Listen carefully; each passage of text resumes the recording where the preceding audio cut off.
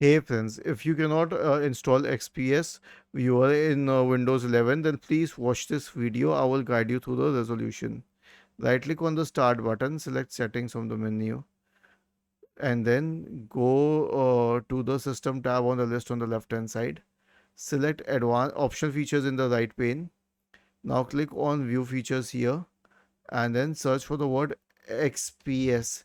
If you find it, then it is already installed, but for the sake of this example, I will remove it from the system. Once it is removed, I will show you how it is installed.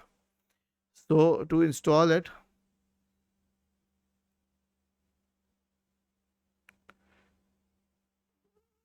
click on view features, select see available features, type the word XPS here, and then check the box associated with XPS viewer and select add.